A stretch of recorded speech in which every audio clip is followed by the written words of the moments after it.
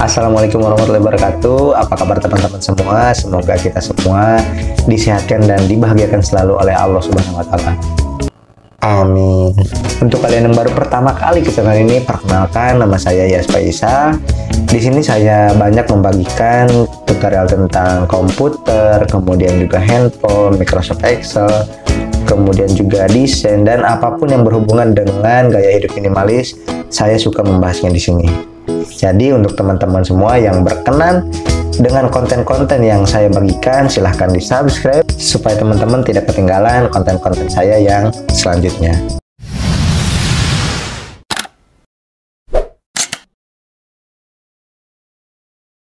Di kesempatan kali ini, saya akan membahas tentang budgeting atau saving hack, atau juga menabung mungkin ya, yang lebih familiar.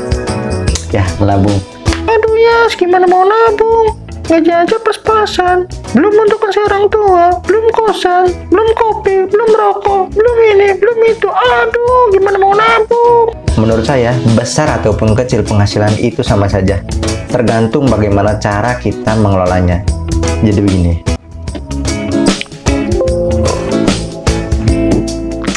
besar ataupun kecil penghasilan itu akan tetap habis kalau kita tidak bisa mengelolanya.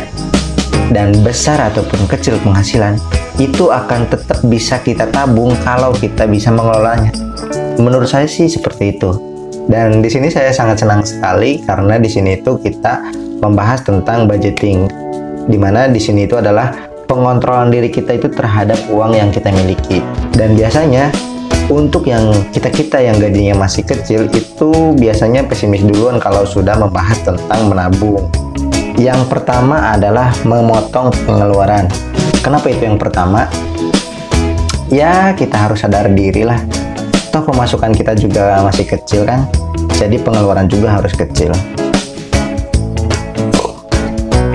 Dan pengalaman saya dari awal saya mendapat gaji sampai sekarang, yang masih saya lakukan adalah mencatat pengeluaran. Dan percaya atau tidak, itu sangat ampuh. Cobain deh. Dan ketika kalian sudah mencatat pengeluaran yang sudah kalian keluarkan, coba deh kalian hitung berapa sih uang yang kalian keluarkan untuk makan, untuk ngemil, untuk ngopi, untuk parkir, untuk beli peralatan mandi, dan apapun yang kalian keluarkan, kalian catat dan kalian hitung. Saya jamin kalian pasti kaget.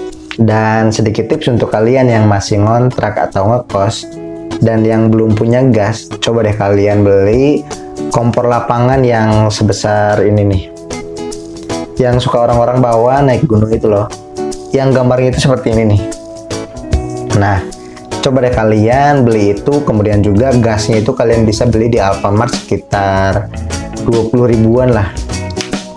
Karena itu kalian bisa masak sendiri di kosan, kemudian juga kalian bisa buat kopi kapanpun kalian mau, kemudian juga kalian bisa nyobain masak-masak sendiri lah. Percaya sama saya, itu berguna banget. Kemudian pengeluaran yang dapat kita potong selain makanan tadi, yaitu adalah transportasi. Karena jarak dari rumah ke kantor itu cukup jauh, sekitar 20 kiloan. Dulu itu saya sering nginep di tempat produksi laser di perusahaan saya. Jadi dulu itu ada satu ruangan khusus untuk produksi laser. Kemudian di lantai 2-nya itu ada tempat khusus untuk istirahat operatornya itu. Nah, di situ saya sering nginep. Dan itu saya lakukan walaupun waktu itu saya sudah mempunyai kendaraan, yaitu motor. Dan untuk teman-teman yang belum mempunyai kendaraan, saya saranin teman-teman untuk menabung dulu. Jangan kredit, jangan berhutang. Karena saya jujur, saya tidak pernah mendukung yang namanya hutang.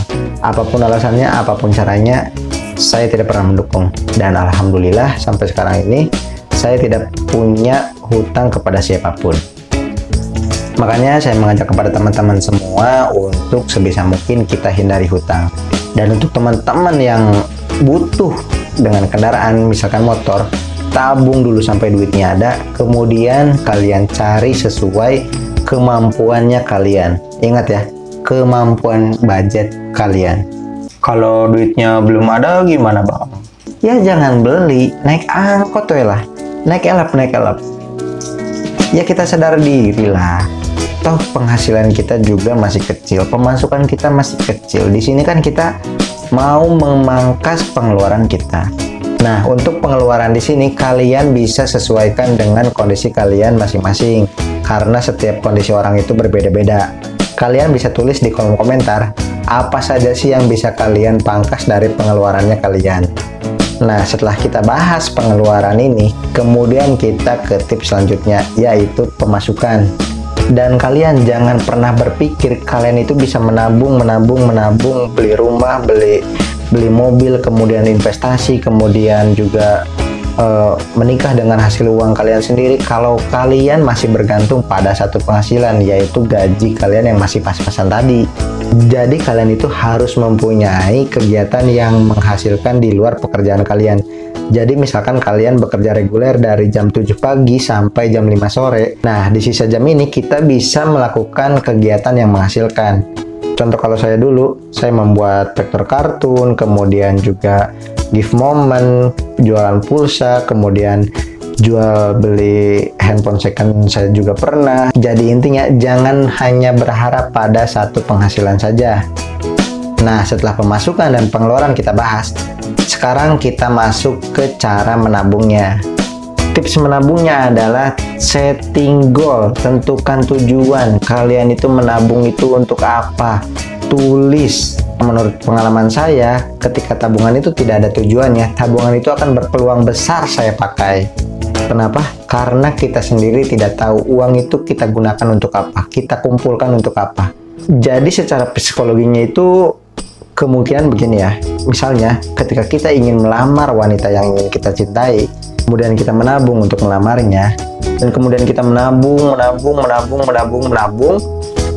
dan ketika uangnya belum terkumpul, kemudian di tengah jalan kita ada keperluan yang lain, dan kita ingin memakai uang untuk melamar wanita yang ingin kita cintai, pikiran kita itu akan berpikir, saya pakai kemungkinan untuk melamar wanita yang saya cintai itu kemungkinannya akan batal.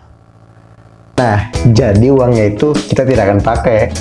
Untuk kalian yang belum pernah menabung dan ingin membiasakan kebiasaan menabung, coba deh ikutin program yang disediakan oleh bank-bank terdekat yang berada di wilayah kalian. Jadi program itu kita diharuskan untuk menyisihkan sebagian dari tabungan kita secara rutin setiap bulannya. Kita akan ditanya oleh pihak bank dari awal kita itu menabung itu untuk apa, kemudian berapa lama, kemudian tiap bulannya berapa, itu akan ditanya dan itu akan terpotong secara otomatis. Jadi saya mengajak kepada teman-teman semua, yuk kita nabung yuk kita buat kita di masa depan. Percaya deh, dengan mengelola budget, kita itu bisa bersenang-senang di hari ini dan kita bisa mempersiapkan kita di masa depan. Makanya planning budgeting itu sangat penting. Jadi kita itu diharuskan menabung.